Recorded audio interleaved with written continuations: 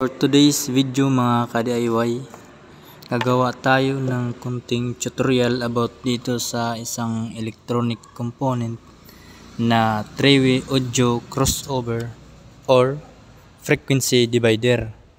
Kung paano ikabit ang connection nito at kung ano ang purpose at kung bakit kailangan ito sa ating speaker system. Nga pala guys, yung audio crossover. Kung makikita natin, mayroon ditong input terminal na positive at negative, tsaka yung output naman niya na bass, treble, tsaka mid-jant or pwede din low, high, tapos mid. Kung titingnan natin yung components nito, mayroon siyang coils, tapos filter capacitors. Bali, yung pinaka-purpose pala nito guys na audio crossover ay ito ay nagsisilbing electronic filter na hinahati yung mga audio signal sa dalawa or higit pang frequency. Dito is 3 frequency yung napoproduce niya para dito sa 3 output ng crossover. Ito guys, dito natin ito ikakabit mamaya sa ating speaker, 3-way speaker system dito. A few moments later. Ito nga pala guys yung lumang audio crossover ng speaker na to. Ito yung luma niya. Tapos yung gagawin natin ay ipapalit natin to kasi wala tayong mahanap na available na ganito sa concert. Kung makikita natin to, may mga sunog na siya, tapos mga jumper to sa likod din, may mga jumper na siya ito, kaya kailangan na natin siyang palitan ng bago. Purpose pala nito, ito explain natin. Itong coil ay filter siya na nagbablock ng mga high frequency. Itong mga coils na to, itong coils na to,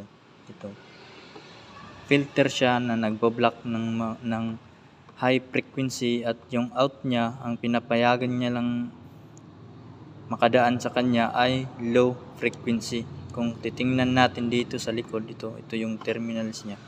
Ito guys, ito yung terminals ng coil, ito sa likod.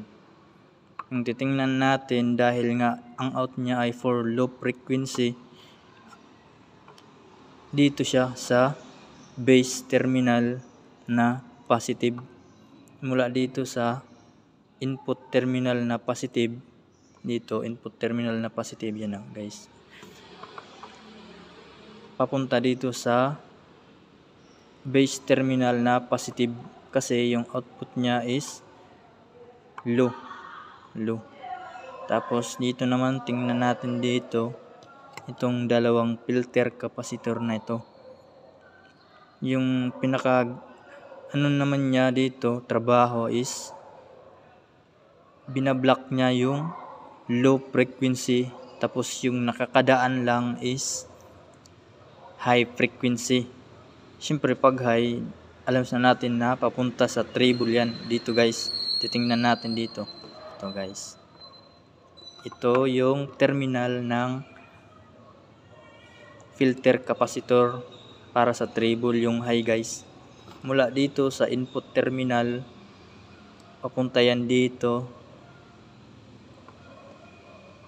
hanggang sa positive terminal ng treble guys. Ito guys yung high, dahil nga high frequency yung output niya, dito siya kinakabit sa treble terminal for high sa tweeter guys, pang tweeter guys.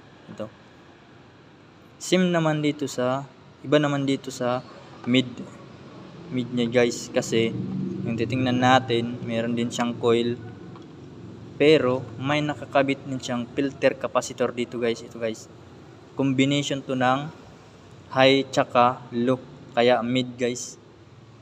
Tsaka nakadepende din yun sa mga mga manufacturer kung ano yung design ng ano nila crossover, pero mostly guys pag low terminal dito yan sa low output ng coil, dito yan sa base, tsaka pag high naman dito yan sa treble. Minsan kasi may mga two-way crossover lang na walang mid, ganito lang talaga yung connection niya guys. Yung pinaka main purpose nito guys is to protect o para protektahan yung circuit nyo guys, especially yung mga speakers nyo, kasi pag nasunog yung speakers nyo siguradong aatras yung buhok sa bumbunan nyo.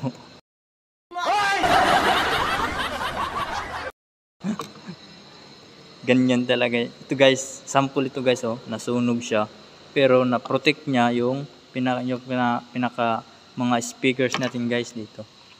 Ito guys, kasi mas mabuti nang magpalit ka nito o magpalit ka ng buong speaker nyo guys. Kaya ito guys, malaking tulong to guys para maprotektahan yung speaker nyo guys. Tsaka maganda din yung magiging boses output ng speaker nyo. Nga pala guys, itong board muna yung ginamit natin kasi wala tayong nahanap na crossover board para sa dito sa concert KS12. Pero kung makahanap tayo ng crossover board na rated 500 watts, papalitan natin to guys. Sa ngayon, ito muna guys kasi gagamitin ito sa seminar dito sa hotel guys. Shout out Ice Plant Hotel.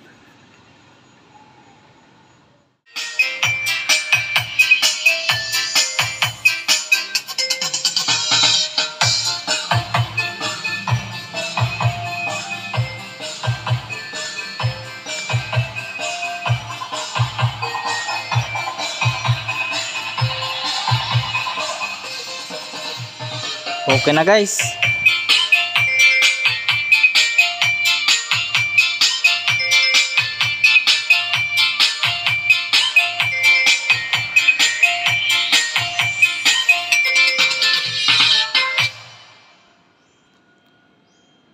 All right. Okay.